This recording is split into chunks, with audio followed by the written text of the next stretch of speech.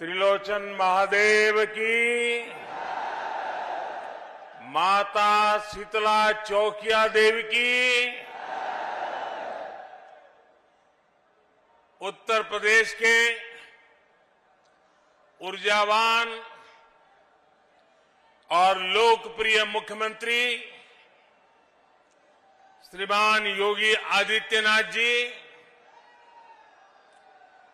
केंद्रीय मंत्री परिषद के मेरे साथी डॉक्टर महेंद्र पांडे जी, यूपी सरकार में मंत्री श्री अनिल राजभर जी, नीलकंठ तिवारी जी, रविंद्र जायसवाल जी, संसद में मेरे साथी श्री बीपी सरोज जी,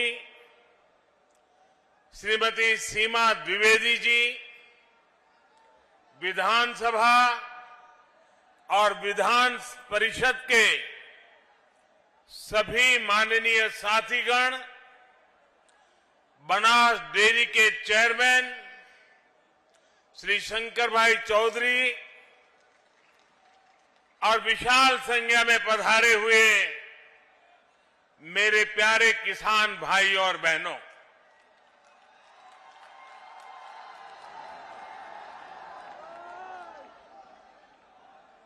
वाराणसी के इस पिंडरा क्षेत्र के लोगन के प्रणाम करत हैला।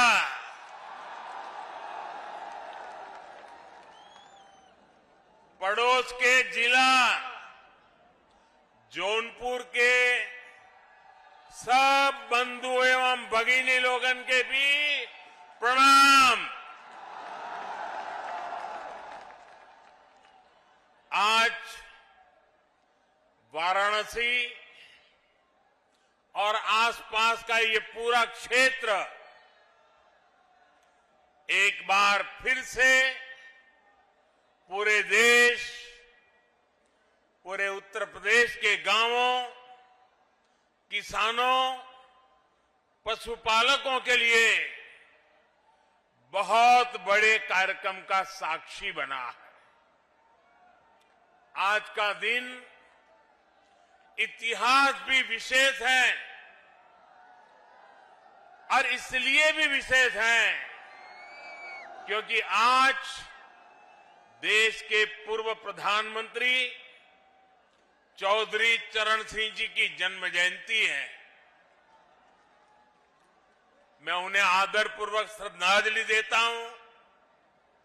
उनकी स्मृति में देश किसान दिवस मना रहा है। साथियों, हमारे यहां गाय की बात करना, गोबर धन की बात करना, कुछ लोगों ने ऐसे हालात पैदा कर दिए हैं जैसे कोई गुनाह कर रहे हैं, गुनाह बना दिया है। गाय कुछ लोगों के लिए गुनाह हो सकती है, हमारे लिए गाय माता है, पूजनीय है। गाय भैंस का मजाक उड़ाने वाले लोग ये भूल जाते हैं कि देश के 8 करोड़ परिवारों की आजीविका ऐसे ही पशुधन से चलती है। इन्हीं परिवारों की मेहनत से आज भारत हर साल लगभग 8.5 लाख करोड़ रुपए का दूध उत्पादन करता है और ये राशि जितना भारत में गेहूं और चावल का उत्पादन होता है, उसकी कीमत से भी कहीं ज्यादा ये दूध उत्पादन की कीमत है। इसलिए भारत के डेयरी सेक्टर को मजबूत करना आज हमारी सरकार की सर्वोच्च प्राथमिकताओं में से एक है।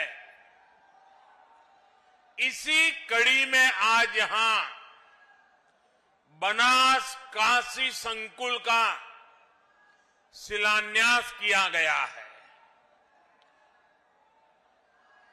साथियों, अब मैदान छोटा पड़ गया है, जगह नहीं है, आप वहीं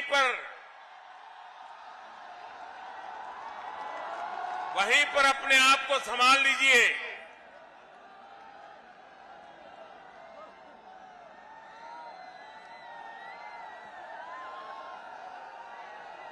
बनास डेयरी से जुड़े लाखों किसानों के खाते में करोड़ों रुपए ट्रांसफर किए गए हैं। रामनगर के दूध प्लांट को चलाने के लिए बायोगैस आधारित पावर प्लांट का भी शिलान्यास हुआ है। एक और महत्वपूर्ण बात हुई है जिसका सकारात्मक प्रभाव पूरे देश के डेयरी सेक्टर पर पड़ेगा। आज यहां दूध की शुद्धता के प्रमाण के लिए देश भर में एकीकृत व्यवस्था और उसका लोगो भी जारी हुआ है। डेयरी सेक्टर से जुड़े इन प्रयासों के अलावा आज यूपी के लाखों लोगों को अपने घर के कानूनी दस्तावेज यानी गरौनी भी सौंपी गई है। वाराणसी को और सुंदर, सुगम और सुविधा संपन्न बनाने के वाली 1500 करोड़ रुपए से अधिक की परियोजनाओं का लोकार्पण और शिलान्यास भी हुआ है। इन सभी विकास परियोजनाओं के लिए आप सभी को बधाई। यूपी और देश भर के गोपालकों को विशेष बधाई। साथियों, एक जमाना था जब हमारे गांवों के घर आंगन में मवेशियों के झुंड ही संपन्नता की पहचान थे। और हमारे यहां तो कहा भी जाता था, हर कोई इसे पशुधन कहता है। किसके दरवाजे पर कितने खूंटे हैं, इसको लेकर स्पर्धा रहती थी। हमारे शास्त्रों में भी कामना की गई है, गावों में सर्वतः चैव गवाम मध्ये वसाम्यहम्, यानी गायें मेरे चारों ओर रहे और मैं गायों के बीच निवास करूं। ये सेक्टर हमारे यहां रोजगार का भी हमेशा से बहुत बड़ा माध्यम रहा है। लेकिन बहुत लंबे समय तक इस सेक्टर को जो समर्थन मिलना चाहिए था वो पहले की सरकारों में मिला नहीं। अब हमारी सरकार देश भर में इस स्थिति को बदल रही है। हमने कामधेनु आयोग का गठन किया। डेयरी सेक्टर के इंफ्रास्ट्रक्चर के लिए हजारों करोड़ रुपए का विशेष फंड बनाया है। हमने एक बहुत बड़ा अभियान चलाकर लाखों पशुपालकों को किसान क्रेडिट कार्ड की सुविधा से भी जोड़ा है। किसानों को अच्छी गुणवत्ता का चारा, बीज मिले, इसके लिए भी लगातार काम चल रहा है। पशुओं का घर पर ही इलाज हो, घर पर ही कृत्रिम गर्भाधान की व्यवस्था हो, इसके लिए भी देशव्यापी अभियान चलाया गया है। हमने पशुओं में फूट एंड माउथ डिसीज, खुरपका मुंहपका के नियंत्रण के लिए भी राष्ट्रव्यापी टीकाकरण मिशन चलाया है। हमारी सरकार सिर्फ बच्चों का ही मुफ्त टीकाकरण नहीं कर रही, सिर्फ कोरोना वैक्सीन ही मुफ्त नहीं लगा रही, बल्कि पशुधन को बचाने के लिए भी अनेक टीके मुफ्त लगवा रही है। साथियों, देश में इन्हीं प्रयासों का परिणाम है कि 6-7 वर्ष पहले की तुलना में देश में दूध उत्पादन लगभग 45% बढ़ा है, यानी करीब करीब 1.5 गुना हुआ है।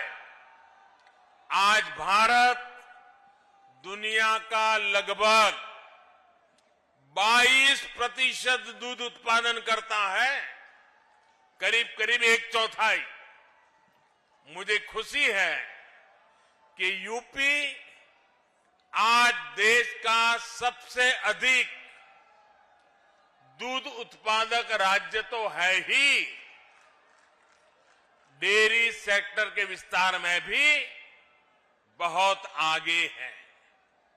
भाइयों और बहनों, मेरा अटूट विश्वास है कि देश का डेयरी सेक्टर, पशुपालन, श्वेत क्रांति में नई ऊर्जा, किसानों की स्थिति को बदलने में बहुत बड़ी भूमिका निभा सकती है। इस विश्वास के कई कारण भी हैं। पहला ये कि पशुपालन देश के छोटे किसान, जिनकी संख्या 10 करोड़ से भी अधिक है, उनकी अतिरिक्त आय का बहुत बड़ा साधन बन सकता है। दूसरा ये कि भारत के डेयरी प्रोडक्ट के पास विदेशों का बहुत बड़ा बाजार है, जिसमें आगे बढ़ने की बहुत सारी संभावनाएं हमारे पास है।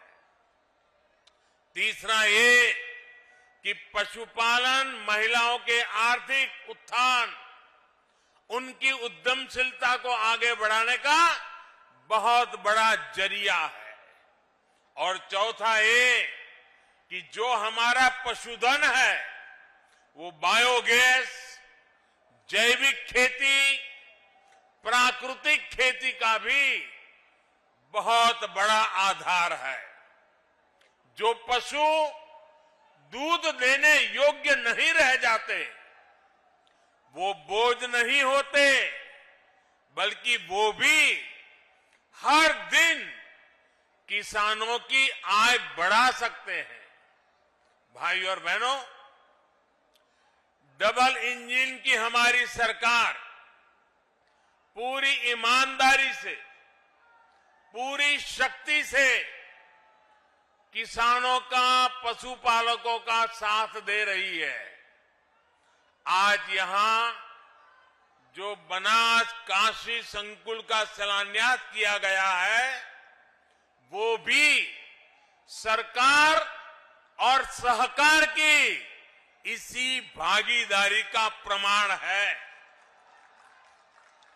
सहकारिता क्षेत्र में अहम भूमिका निभाने वाली बनास डेयरी और पूर्वांचल के किसानों, गोपालकों के बीच आज से एक नई साझेदारी शुरू हुई है। ये आधुनिक डेयरी प्लांट जब तैयार हो जाएगा तो पिंडरा ही नहीं,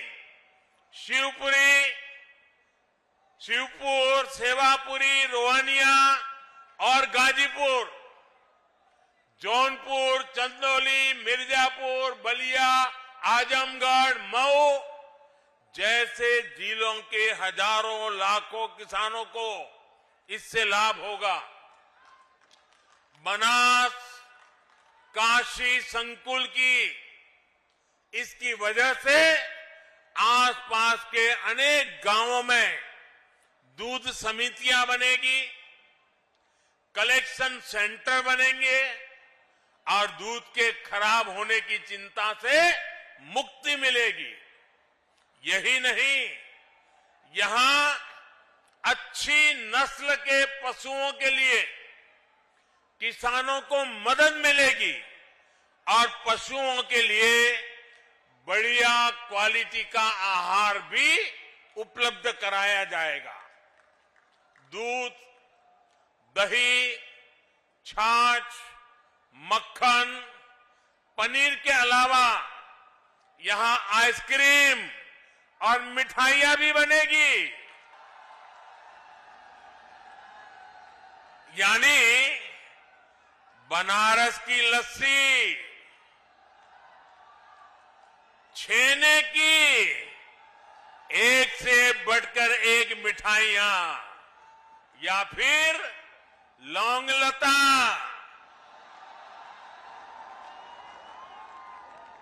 इन सब का स्वाद और बढ़ जाएगा। और वैसे अब तो मलइयों का मौसम भी आ ही गया है। एक प्रकार से बनास काशी संकुल बनारस के रस को और बढ़ा देगा। भाइयों और बहनों, आमतौर पर दूध की क्वालिटी की प्रामाणिकता को लेकर हमारे यहां बहुत उलझन रही है। दूध खरीदें तो कौन सा सुरक्षित है, इसकी पहचान सामान्य व्यक्ति के लिए मुश्किल होती है। प्रामाणिकता के लिए अलग अलग व्यवस्थाओं के कारण पशुपालकों, दुग्ध संघों सहित पूरे डेयरी सेक्टर को भी अनेक कठिनाइयों का सामना करना पड़ता है। अब देश भर के डेयरी सेक्टर के लिए इस चुनौती का, इसका समाधान किया गया है। आज भारतीय मानक ब्यूरो ने देश भर के लिए एकीकृत व्यवस्था जारी की है। सर्टिफिकेशन के लिए कामधेनु गाय की विशेषता वाला एकीकृत लोगो भी लॉन्च किया गया है। ये प्रमाण, ये लोगो दिखेगा तो शुद्धता की पहचान आसान होगी और भारत के दूध उत्पादकों की विश्वसनीयता भी बढ़ेगी। साथियों, आज देश की बहुत बड़ी जरूरत डेयरी सेक्टर से जुड़े पशुओं से जो अपशिष्ट निकलता है उसके सही इस्तेमाल का भी है। रामनगर के दूध प्लांट के पास बायोगैस से बिजली बनाने वाला प्लांट का निर्माण ऐसा ही एक बहुत बड़ा प्रयास है। यह अपनी तरह की ऐसी परियोजना है जिसमें डेयरी संयंत्र की सारी ऊर्जा जरूरतों को बायोगैस प्लांट से ही पूरा किया जाएगा। यानी किसान न केवल दूध से बल्कि गोबर की बिक्री से भी कमाई कर पाएंगे। आमतौर पर किसानों को गोबर की जो कीमत मिलती है उससे ज्यादा कीमत पर ये बायोगैस प्लांट किसानों से गोबर खरीदेगा। यहां जो बायो स्लरी बनेगी उसका उपयोग बायो स्लरी आधारित जैविक उर्वरकों के उत्पादनों के लिए भी किया जाएगा। जो ठोस जैविक खाद बनेगी वो रासायनिक खादों की तुलना में काफी कम कीमत पर किसानों को उपलब्ध होगी। इससे जैविक खेती, प्राकृतिक खेती का भी विकास होगा और बेसहारा पशुओं की सेवा के लिए भी प्रोत्साहन मिलेगा।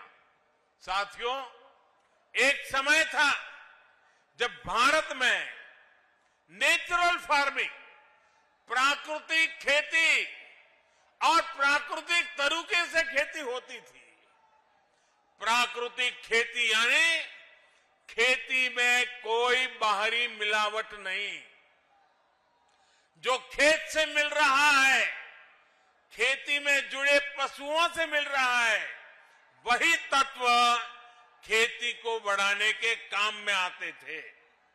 खाद हो, कीटनाशक हो, सब कुछ प्राकृतिक तरीके से ही बनते थे, इस्तेमाल होते थे।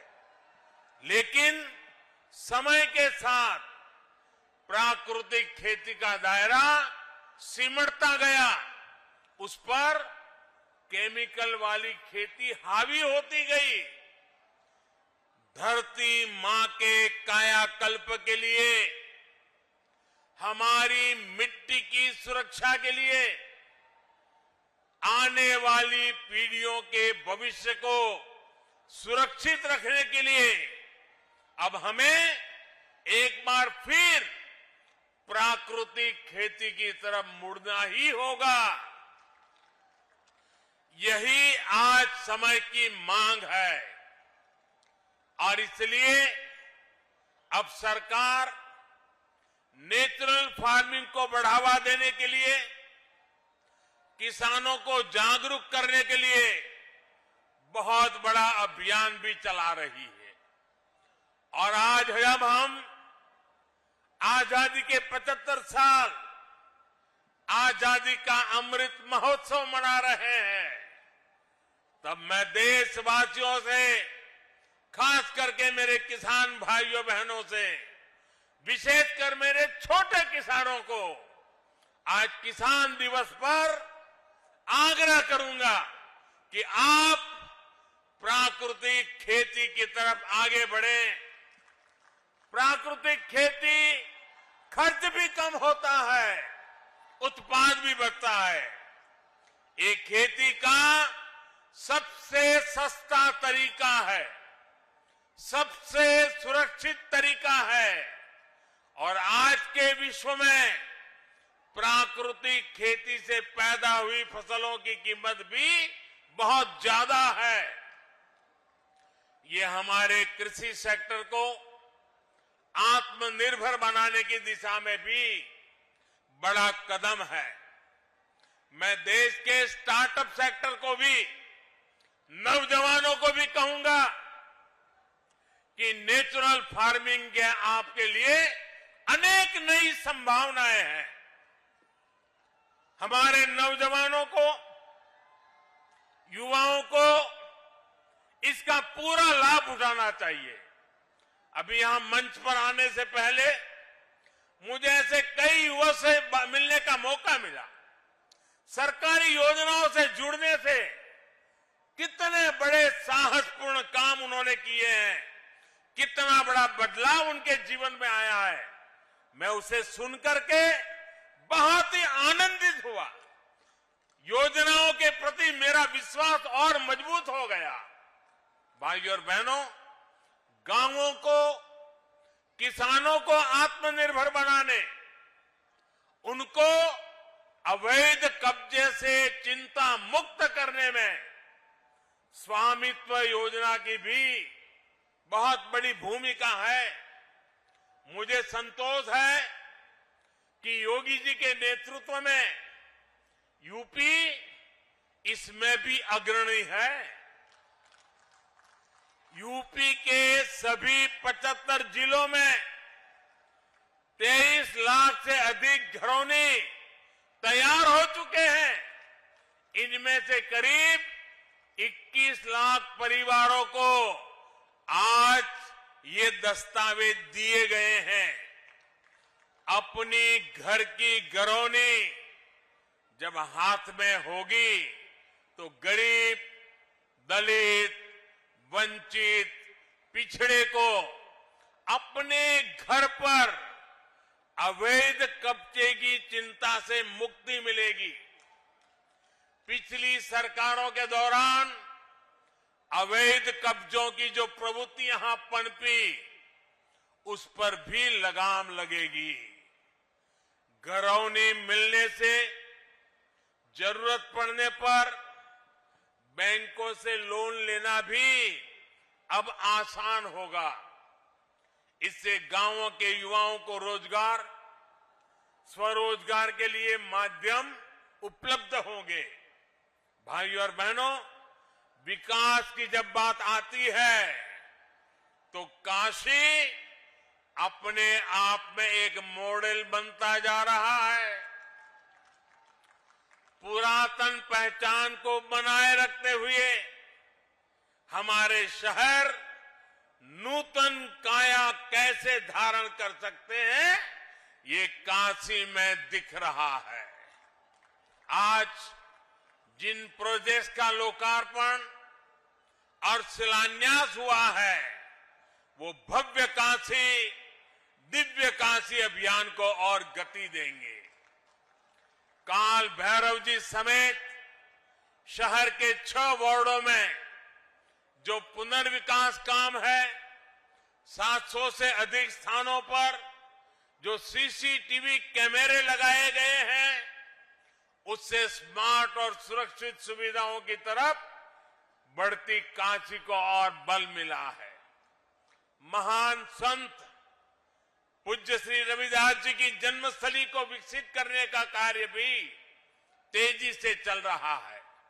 लंगर हॉल के बनने से यहां देश भर से आने वाले श्रद्धालुओं को बहुत सुविधा होगी। भाइयों और बहनों, आज वाराणसी के जो चौराहे सुंदर हो रहे हैं, सड़कें चौड़ी हो रही हैं, नए पार्किंग स्थलों का निर्माण हो रहा है, उससे शहर में ट्रैफिक जाम की स्थिति में बहुत सुधार हुआ है।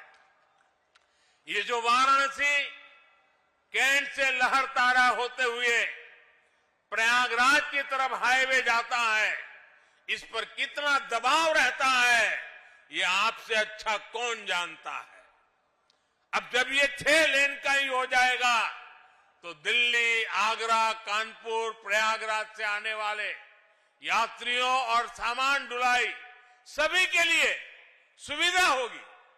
यही नहीं, शहर के दूसरे क्षेत्रों के लिए भी अब आना जाना और आसान हो जाएगा। ये सड़क जिले के प्रवेश द्वार की तरफ विकसित होगी।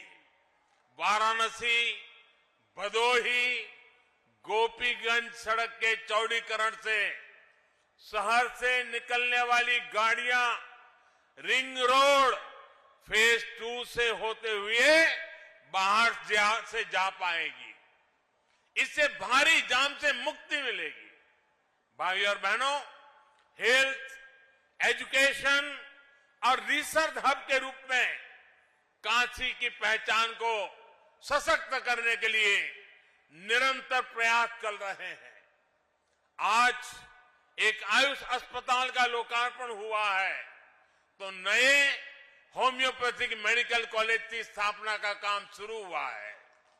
इस प्रकार की सुविधाओं से भारतीय चिकित्सा पद्धति के अहम सेंटर के रूप में भी काशी उभरने वाला है। क्षेत्रीय निर्देश मानक प्रयोगशाला के बनने से जल परीक्षण, कपड़े और कालीन से जुड़े परीक्षण यहां हो पाएंगे।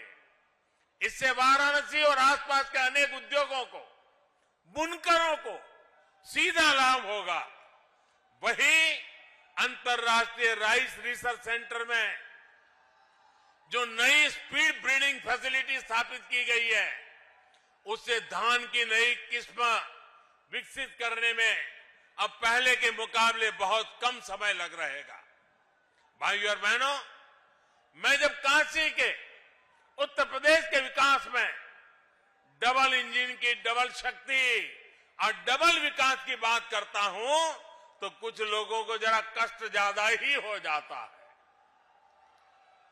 ये वो लोग हैं जिन्होंने उत्तर प्रदेश की राजनीति को सिर्फ और सिर्फ जाति, पंथ, मत, मजहब के चश्मे से ही देखा। इन लोगों ने कभी नहीं चाहा कि यूपी का विकास हो, यूपी की आधुनिक पहचान बने। स्कूल, कॉलेज, अस्पताल, सड़क, पानी, बिजली, गरीबों के घर, गैस कनेक्शन, शौचालय, इनको तो वो विकास मानते ही नहीं है। सबका साथ, सबका विकास, सबका विश्वास और सबका प्रयास की ये भाषा भी उनके सिलेबस में, उनकी डिक्शनरी में ये बातें है ही नहीं है।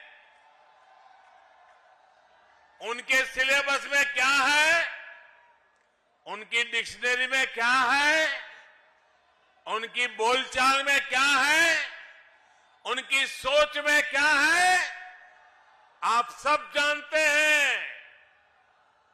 उनके सिलेबस में है माफियावाद, परिवारवाद, उनके सिलेबस में है घरों, जमीनों पर अवैध कब्जा। पहले की सरकारों के समय यूपी के लोगों को जो मिला और आज यूपी के लोगों को हमारी सरकार से जो मिल रहा है, उसका फर्क साफ है, उसका फर्क साफ है। हम यूपी में विरासत को भी बढ़ा रहे हैं, यूपी का विकास भी कर रहे हैं।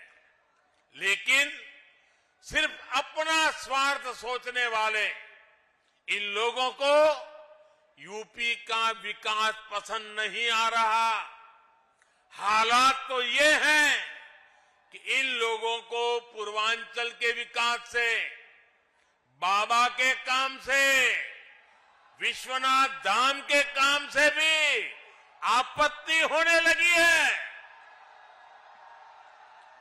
मुझे बताया गया है कि बीते रविवार काशी विश्वनाथ धाम में दर्शन के लिए 1.5 लाख से ज्यादा श्रद्धालु पहुंचे थे। यूपी को दशकों पीछे धकेलने वाले इन लोगों की नाराजगी अभी और बढ़ेगी। जिस तरह पूरे यूपी के लोग डबल इंजन की सरकार के साथ डटकर खड़े हैं, हमें आशीर्वाद दे रहे हैं, और जैसे जैसे आशीर्वाद बढ़ता जाता है, उनका गुस्सा 7वें आसमान पर पहुंचेगा। साथियों, डबल इंजन की सरकार यूपी के विकास के लिए दिन रात ऐसी ही मेहनत करती रहेगी। महादेव के आशीर्वाद और काशी वासियों के स्नेह से विकास के नए रिकॉर्ड बनाते रहेंगे। इसी विश्वास के साथ सभी विकास परियोजनाओं की आप सबको बहुत बहुत बधाई देता हूं। मेरे साथ बोलिए, भारत माता की, भारत माता की, भारत माता की। बहुत बहुत धन्यवाद।